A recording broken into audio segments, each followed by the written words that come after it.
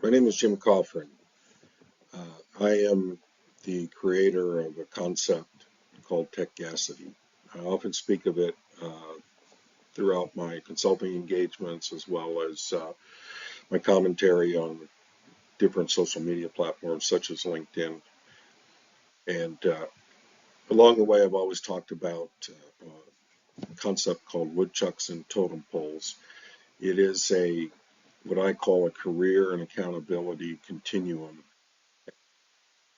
to present the concept of woodchucks and totem poles and how this affects not only the operational alignment in business, but it also speaks to, as an individual contributor to an organization, how do I create value in the organization? Throughout my career, I have seen many leaders, many owners struggle with the concept of promoting individual contributors. How do I define things like gain sharing programs? How do I bonus the individuals that are working in my organization?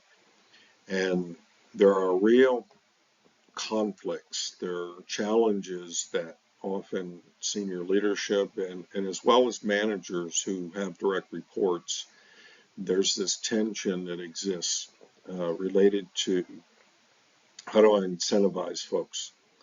And I've often found, and as I've discussed this topic with different owners, um, they have a real challenge in that sometimes what comes to mind is I'm incentivizing folks to do their job.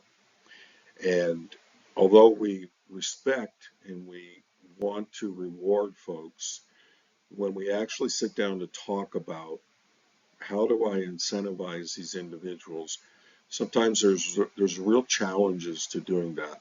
And as I've studied these dynamics, I started to get a picture of a real problem that we have. And so I'm going to talk about what are those challenges and what I found. And I think, aspirational in your career, those of you that maybe struggle to find a sense of worth and recognition in the organization, I picked up on some clues that are really social dynamics between different folks in the organization, and particularly the relationship to the senior management or ownership. And I think this will be very eye-opening for you. So I originally titled this as a career, role, responsibility, and income continuum. And the idea is that if you want to understand how do you develop an income continuum throughout your career, you really need to understand what your role is. And I found over the years that, and I made these same mistakes myself, both in trying to advocate for myself as well as managing others. A typical scenario might have been, I haven't had a raise in years, and I'm frustrated, and it always comes to this precipice where everyone is tense. We avoid the subject. Um, there's umpteen studies, there's an infinite number of training and programs around incentivizing roles. How do you do your different organizational strategic planning slash how do I do feedback and how do I do employee reviews? Well, what I found was job descriptions are dead. Job descriptions don't work. And typically what happens is meet with an employee or you approach a supervisor and you say, I think I'm worth more. I need money. And then we ask, what do you do? How do I justify that? Or let's say we're growing as an organization and we're creating new roles. And so we start off with, well, what is the job description? And what I found is job descriptions are inaccurate. What what they do typically is we take out a sheet of paper and we start listing things that we do. I, let's say I'm in an accounting department. I open the mail, I check this, I do this, I make phone calls, I do sales presentations. We all do things. And so as we make a list of these things that we do, we find out that they're inadequate in a sense that they don't really help us understand how we add value to the organization. And that key for anyone that's trying to incentivize and particularly to monetize some type of incentive program is that we don't understand how these job descriptions, which is basically I'm paying you to do your job, how do I translate the effort and the value that someone is creating for the organization into a more quantifiable means? And how do I recognize the true value?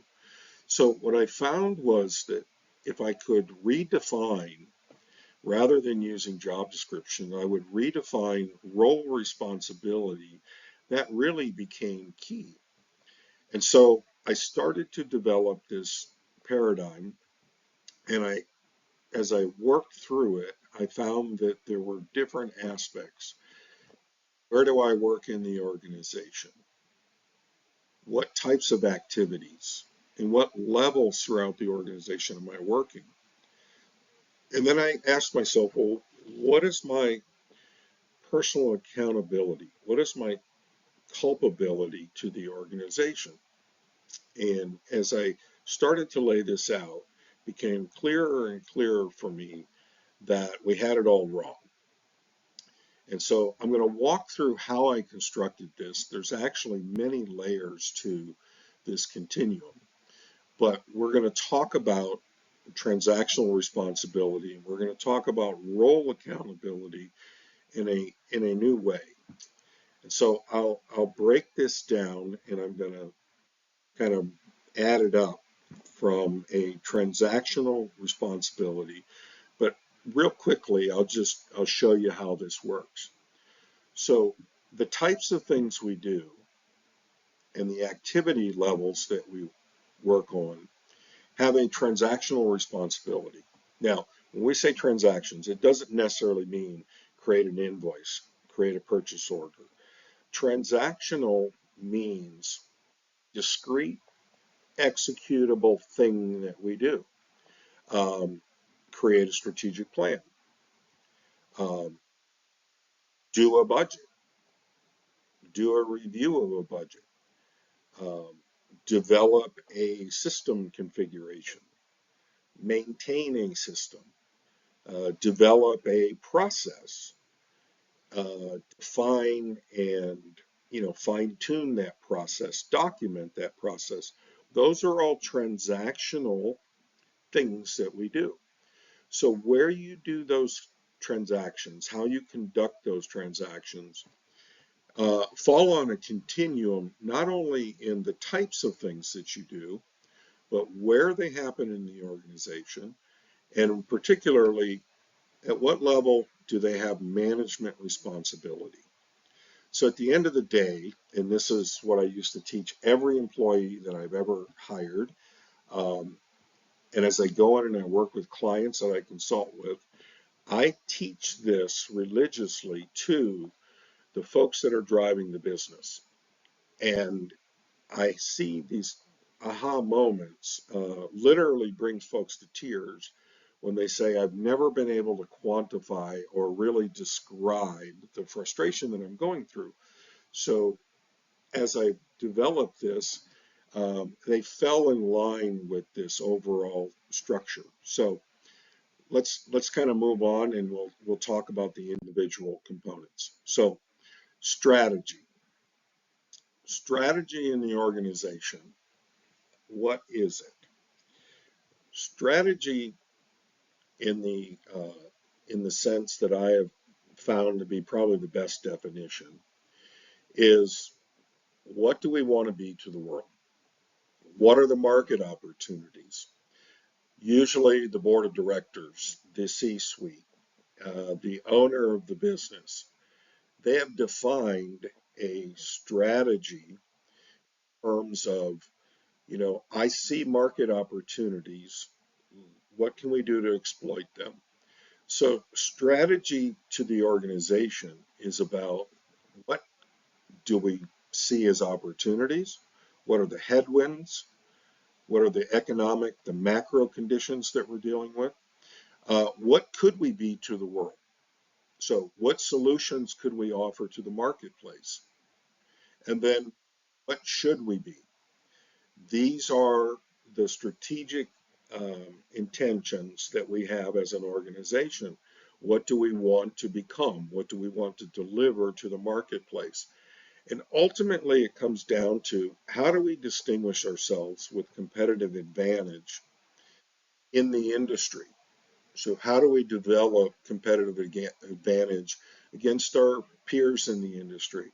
Or how do we see market opportunities that we can evolve our organization into, that we can then become something that has a strategic advantage in the marketplace that we can exploit? So that's the strategic activity level. Many organizations really don't do strategic planning. They look at what did we do last year? Can we do the same thing again? But do we actually look at engineering our future competitive advantage?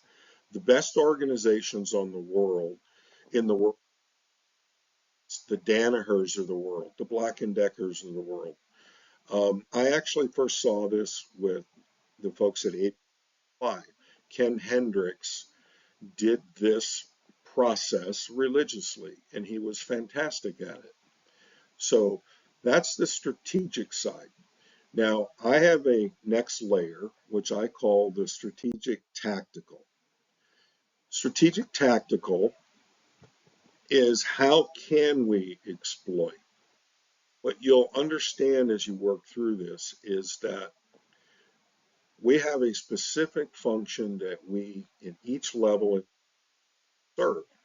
The strategic defines the strategy, but the subordinate functions or stratas throughout the organization do something. They inform up and they execute down.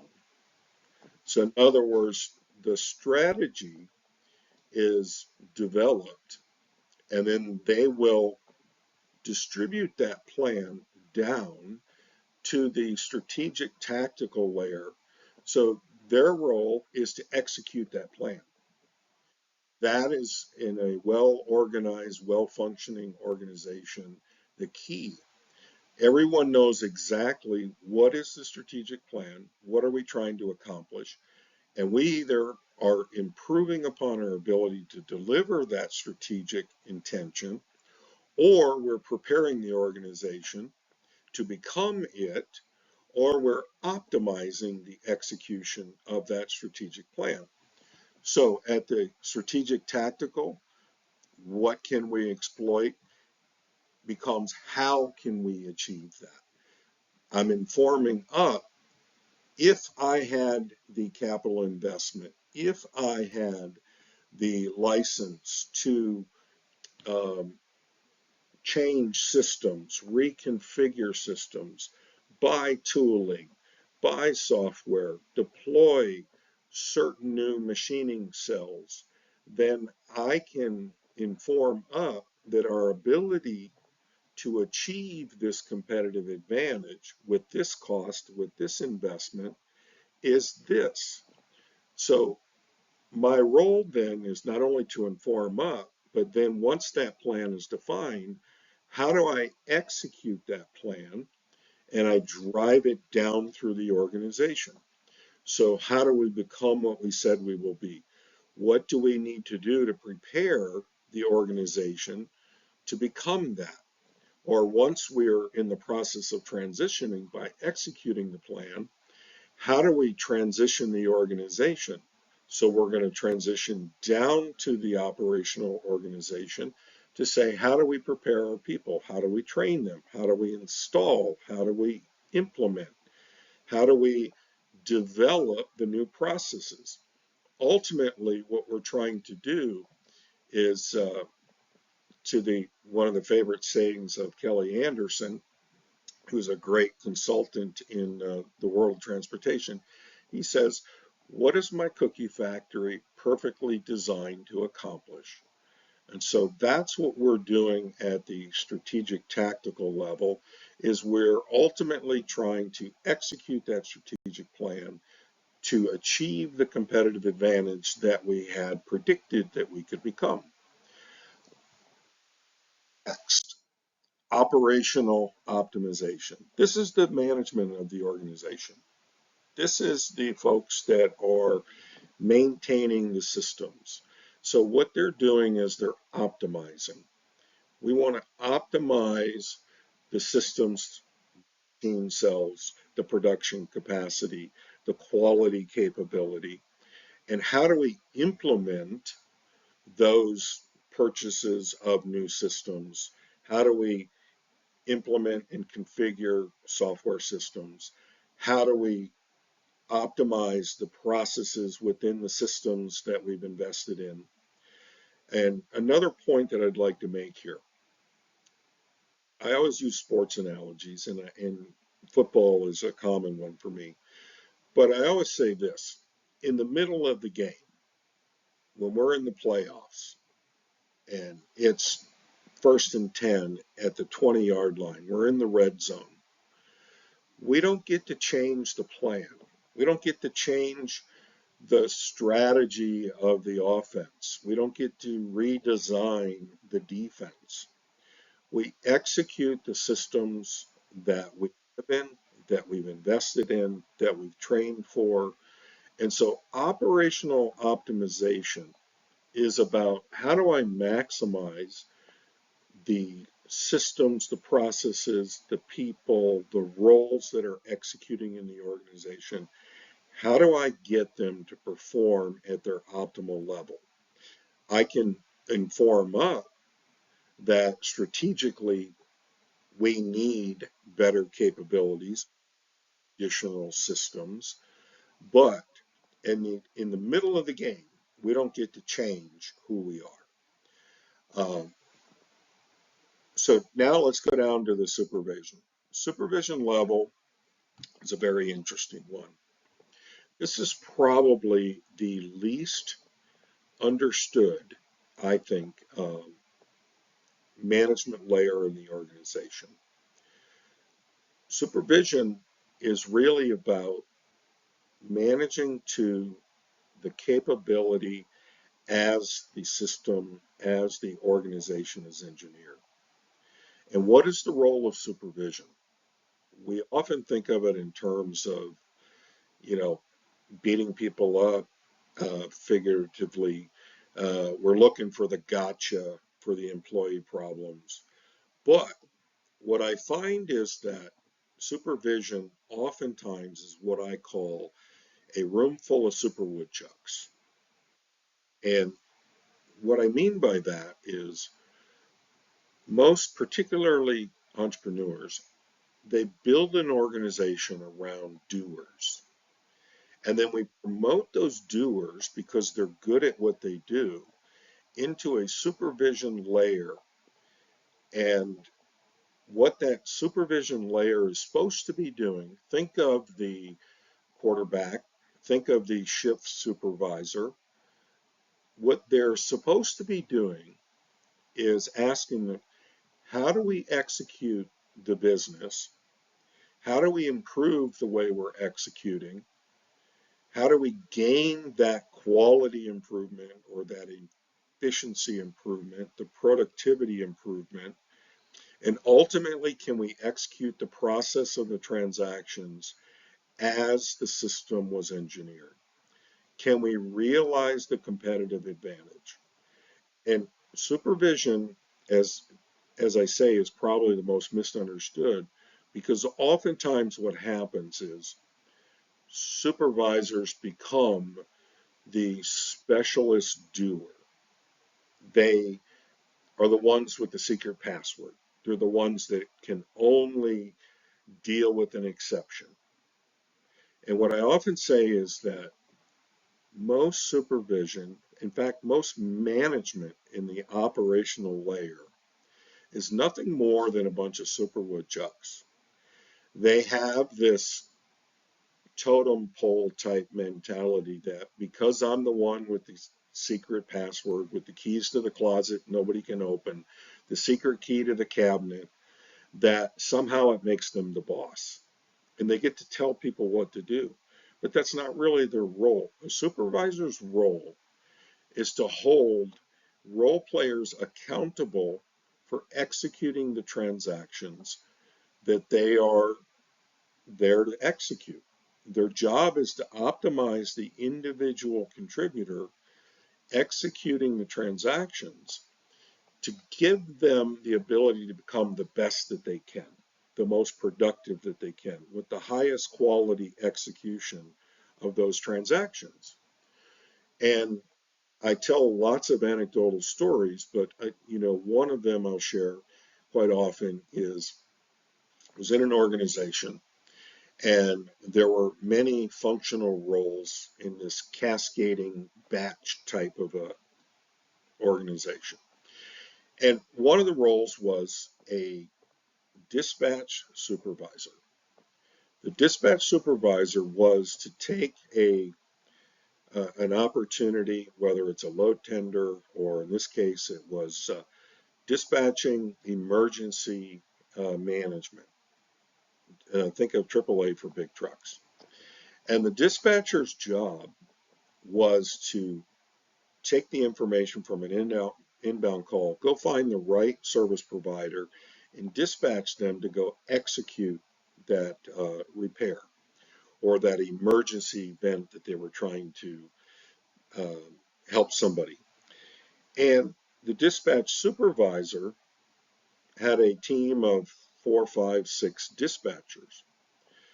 Now, what happened was when you looked at the organization and you looked at how the current dispatch team was responding, sometimes they would get overwhelmed. And the dispatch supervisor was the best dispatcher that the organization had. So, in the middle of the game, we're on the 20-yard line, phones are lighting up, there's all kinds of business to execute. You say, what's going on? Why is the organization appearing to be, you know, melting down, but, struggling to keep up? And the response was, what do you want me to do? I'm dispatching. The dispatcher could do 40 dispatches in an hour, and there were 5 other dispatchers. But when you looked at the volume, some dispatchers were doing 1 or 2 or 3 calls an hour, and the best dispatch supervisor was doing 40. So what was the problem with that? The problem was the supervisor's job is to train, to hold accountable, to optimize the individual contributors. What their focus should have been on, how do I make 5 other dispatchers, prepare them, train them, get them to a knowledge and an executional base where they can themselves each dispatch 40 calls an hour. So you have a team that should be able to do, let's say, 200 plus calls an hour, but the reality was they're doing 50. So because the dispatch supervisor was a really good super woodchuck, they often found themselves in the middle of the transaction rather than in the middle of optimizing the individual contributor. So that's what I mean by the role responsibility, particularly in the management, is often misaligned with the expectation of what they add value to the organization? What do they do to create the competitive advantage? Last is so last is transactional responsibility. Transactional responsibility is the execution of the business. This is where the majority of the business is driven from. Um, Personal transactional responsibility is about how I can better execute my role. How can I improve the way that I am executing my responsibilities? How can I gain improvements in quality and efficiency? How do I execute the process of the transactions better? And ultimately, how do I help the company realize competitive advantage because of my contribution to my personal responsibilities? So those are the different layers in the organization. And what I'll do next is kind of walk you through some of the dynamics of this. And I think that this will better align and give you understanding for how role responsibility and the definition of a role makes better sense than relying on what we traditionally looked at was a job description. So now that we've gone through each of the different layers, let's just kind of talk through this.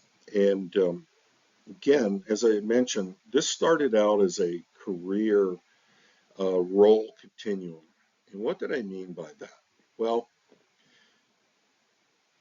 the point that I learned and what I observed was that you, the individual, you define the box that you are in. And I apply this whether it's in designing operational management systems, different software, um, as I coach and mentor owners of businesses, as I do discovery work and consulting and process improvement. I always go back to this rubric. But the foundation of this was, how do I create value to the organization that's recognizable, that ultimately leads to an increase in income? And as I worked with different direct reports and different folks that have been in different organizations with me, I saw these common themes. And I'll tell a couple of stories. One story was a gal that I worked with, and her name was Sharon. Sharon was fantastic. I had been assigned an operational role. I was a vice president, and Sharon had worked in the functional area. It was in maintenance. But Sharon had worked for the company for dozens of years. Her roles had basically traversed every functional department in the business. Sharon had the secret keys to the cabinets. She was the only one that could write a electronic check or credit card transaction, hundreds of thousands of dollars. She basically had the keys to the kingdom. She could do things that the president of the company could not do. But as I took over my responsibilities, one day she made an observation and she said, "Jim, I have to tell you something. You are the only vice president that I ever worked with or worked for that has come down into the trenches, out to the shop floor, underneath a vehicle on a creeper." And I said, "Well, that's a compliment, I guess. Thank you very much. But yes, I believe in living in, working in the business and understanding it." And then we started talking a little bit about her history, and she made a comment. She said, I have had, I think, 13 different vice presidents that have come through this organization that have taken on this vice president's role, and they come and go. Are you someone that's going to come and go just like them, or, chuckle, chuckle, will you be around a while? And when she made that statement, I told her that, I typically um, come in and I fix things, but I really work on the team. I develop people, I mentor, and my role is to reproduce myself. My role is to take all the knowledge, the wisdom, the things that I learned working with many, many different clients, and the expertise of having been in the business at that time 30 years. But my goal is to help transfer that understanding earned over the years.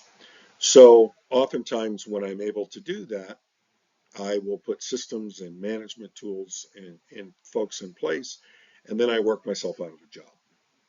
Um, but I said, let me ask you another question.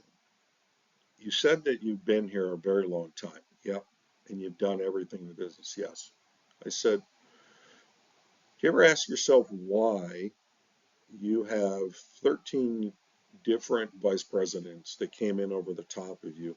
Did you ever ask yourself why you weren't made a vice president? And immediately she started to tear up a little bit. And, um, and she said, yeah, I've asked myself that quite often.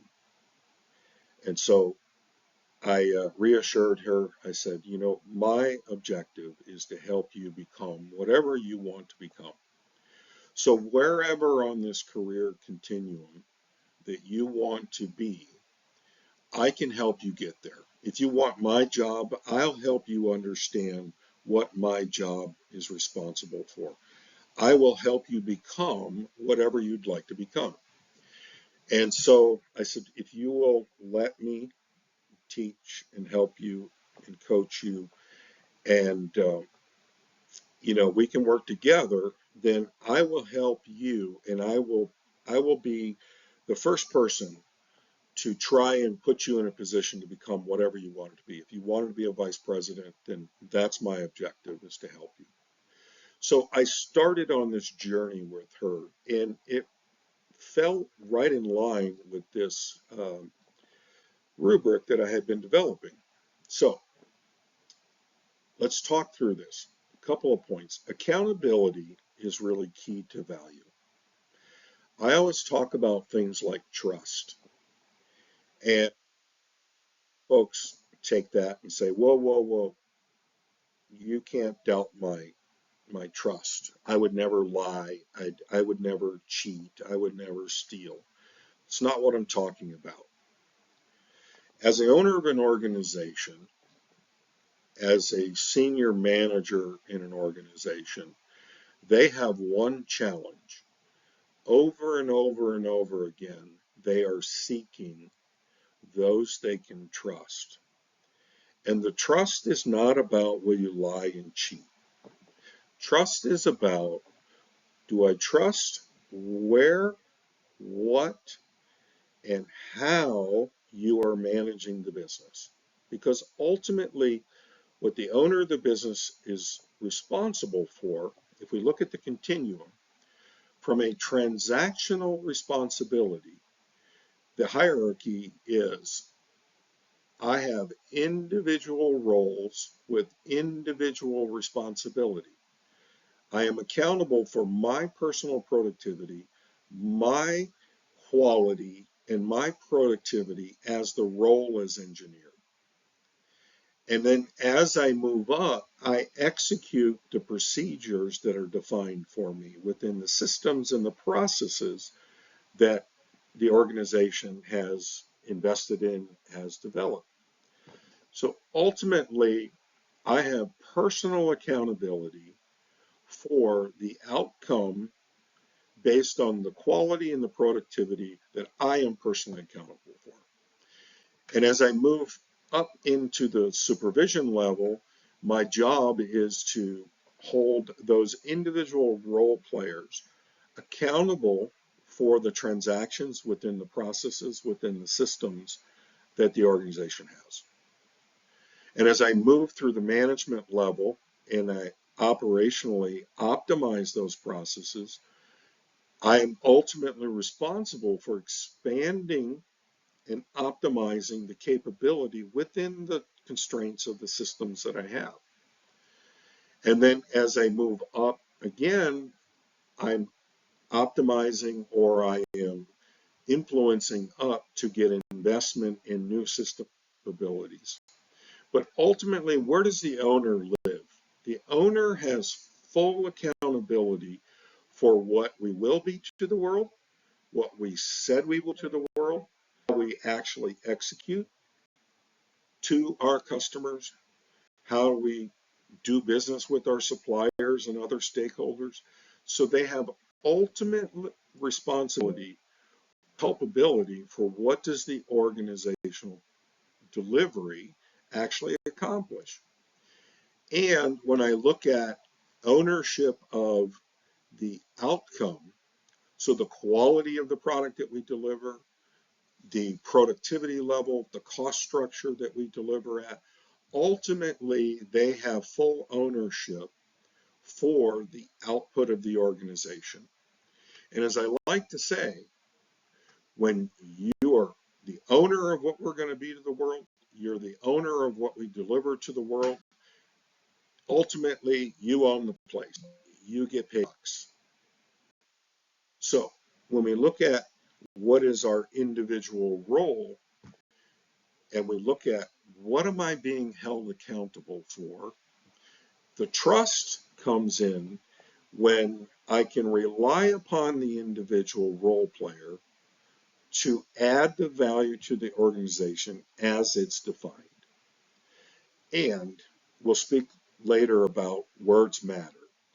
What words matter refers to is, particularly when you look at your career development, when you look at that tension between how do I add value to the organization, how do I justify and how do I advocate for myself who's adding more value to the organization, the way in which I say it, the words that I use matter, because not only the responsibility, but the things you do in the organization and what you manage in the organization, but how you talk about them, how you describe them, make a difference because they put you in the box.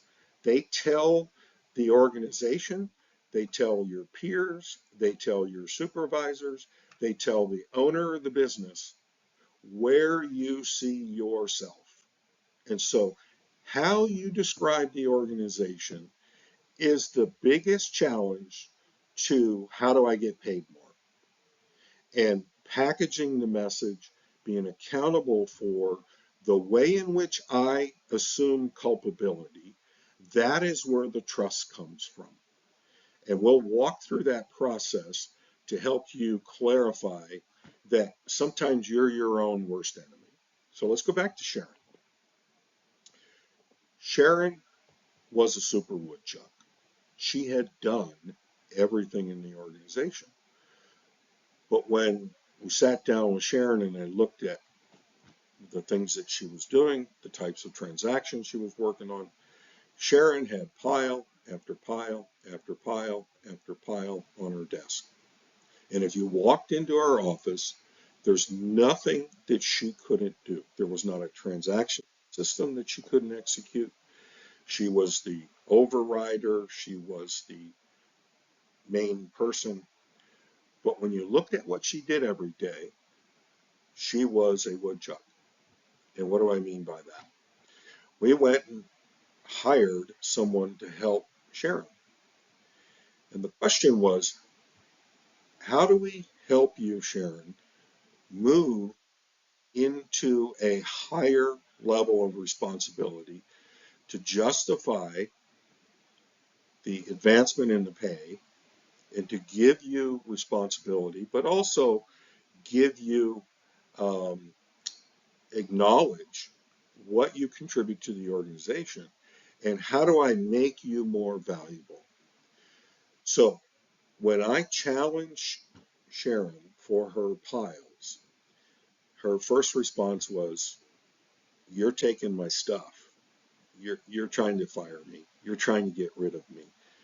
If I give up the transactional responsibilities that I do, then I'm vulnerable." And in most people's minds, and with due reason, there's some truth to that, right? If I give up the responsibilities and the types of things that I'm working on, and I reproduce myself, and I actually am vulnerable because now someone else can do my job.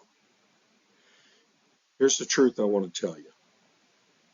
Every owner of a business is looking for and gives license for everyone to lead.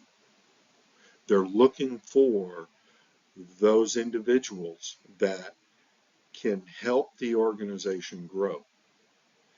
And what I always say is this: if you want to manage one, you've got to be a good one.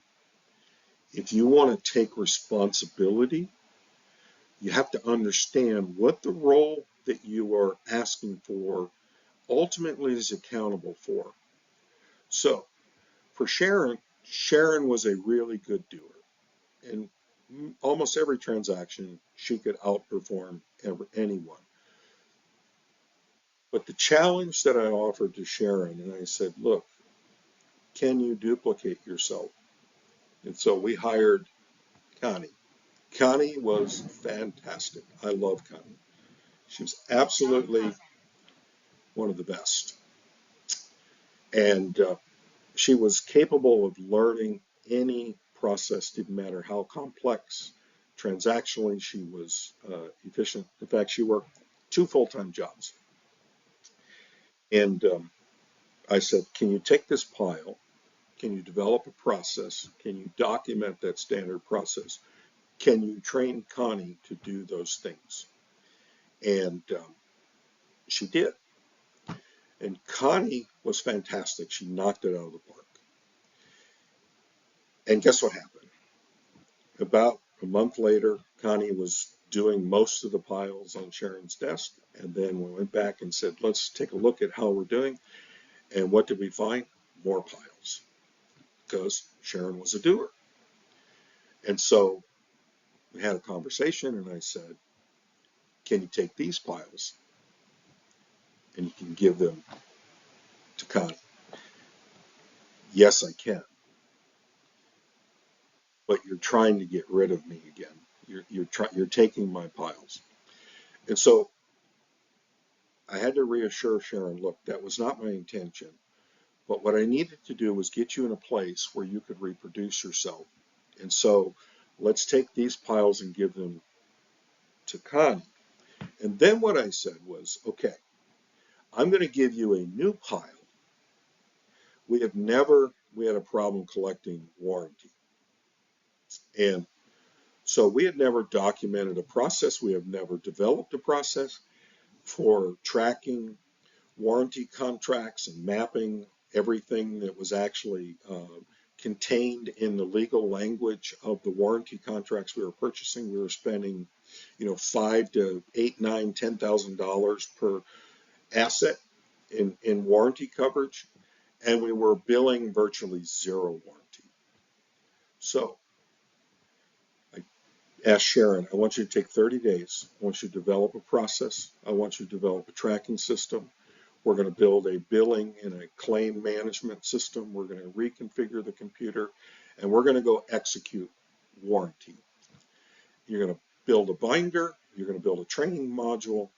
And when you get this thing in place, I want to show you what value you can add to the organization. Sharon built that entire process, and she started executing, and we collected almost $2 million worth of warranty in a year. And then I said, can you take this warranty process, this module, and all the procedures, and I'm going to give you another Connie, and train that individual. When you can train that replacement transactional role player to reproduce and deliver exactly the $2 million that you're now billing, collecting, putting cash in the bank, now you've added value to the organization. Because I trust you that I can give you another area, I can give you another function in the business that you can go develop a procedure, document it, develop all the processes, execute those, and add value to the organization that we had never added. So that's the basic premise of the role continuum. And as I work through organizations, I will make a couple of statements that have proven out time and time again. Most organizations that are out of control, they are out of control because there is no supervision in the business. Most management layers in the business are non-value added. 75, 80%, maybe 65, 75% of the management layer in an organization is non-value added. What do I mean by that? They are super woodchucks. They do things. They do exceptions. One of my isms, I always speak to the organization in terms of normal and expected transactions. What is the normal and expected transaction in the business? When you look at the different accountability activity levels, what is the strategic intent of the organization? Can be defined by what are the normal and expected transactions that we want to do. A lot of times what happens is we define a strategy and then we look at the organization and we say, how are we doing? Well, we're struggling. If I step back and I say, is the transaction that I'm struggling with normal and expected? Well, it's a normal type of order. Are we engineered in our systems, in our capability of delivering it? Yes, we are. Okay. Do we have a process that's designed to execute that transaction? Yes, I do. Are the procedures and the execution of those procedures in compliance? Well, they may not be optimally designed, or the individual in the role may not be optimally trained. So while it's a normal transaction, they don't understand the process execution because they haven't been trained. Now, in some cases, there's a non-conformity. That's a personnel problem. But very quickly, as we work through the rubric and we say, is this a normal and expected transaction? Okay, can I execute it? Is there a role defined to execute it with a proper procedure, a process that's engineered within our systems to deliver to our strategic intent? Yes. Then that aligns with the continuum of how we execute in the business. And I can look at the management level and I can say, how do I resolve this inconsistency? Well, if it's a transactional base and it's exception, and I just ask the question, is it normal and expected? Yes, then I know that I've got a compliance problem, I've got an engineered process problem, I've got a some type of a training issue, or I don't have roles assigned to execute the transaction. So very quickly, I can figure out where in the organization, how in the organization, what type of exception am I dealing with? If it is a tactical issue, then have I made the configurations? Have I deployed the change in the strategy? Am I executing the strategic plan? If I know that my intent is to transition the business to have more capability, and I say this is normal and expected, then why aren't we executing the strategic plan? Why aren't we getting the configurations done? Why aren't we getting the new machine centers put in place? Why aren't we developing the tooling or optimizing the configuration of the system?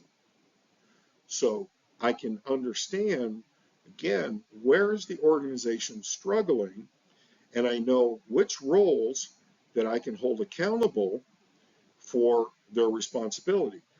Let's walk quickly across the bottom axis. Responsibility is either accountable to the outcome that is engineered, that's personal responsibility, or supervision is my shift, my team, my area of responsibility is performing as the system, as the processes are engineered. If I have a billing department and I am expected that based on indexing, doc typing, workflow management, image capture, I should be able to bill 400 orders an hour.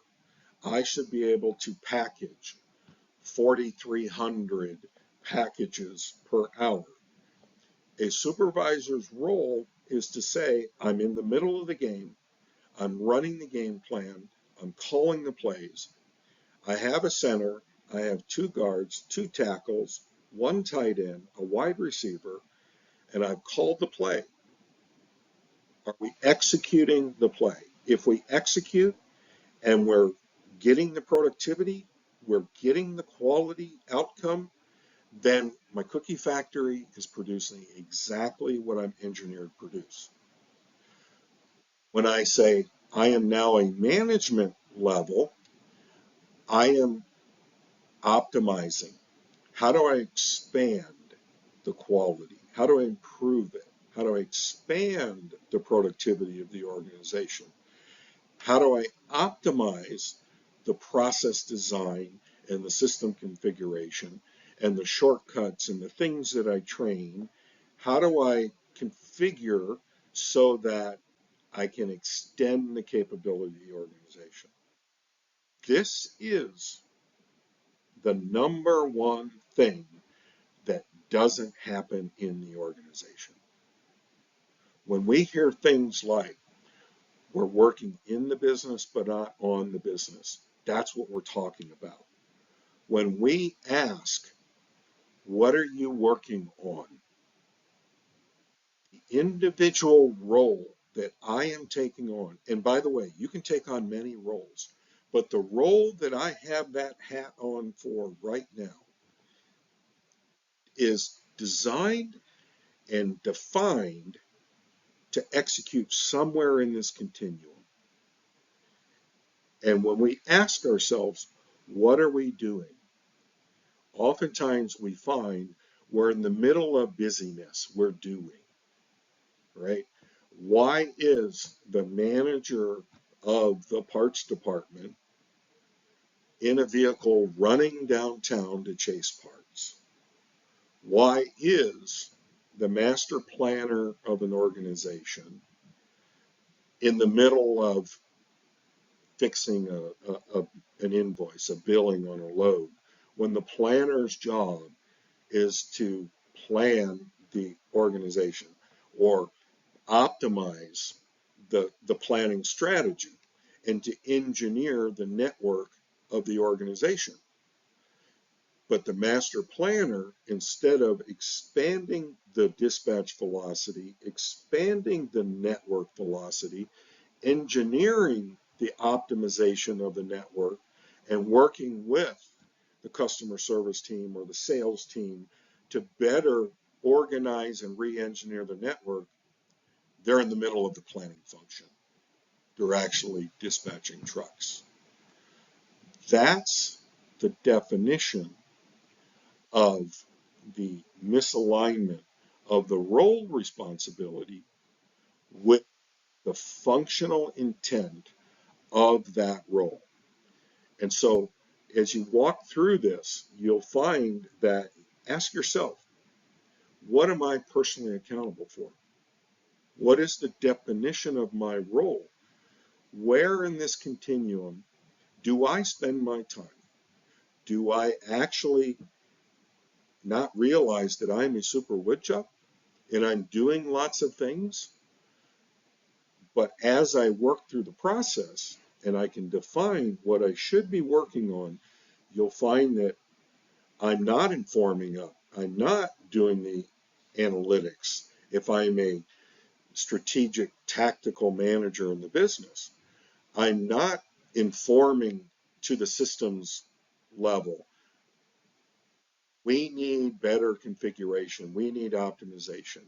Ultimately, again, everyone informs up and everyone directs or manages down. The supervisor who's in the middle of the play should be saying, hey, HR, hey, training department, hey, process people, I need help. I don't have a wide receiver that knows the routes. They don't run the right play. They need to be retrained.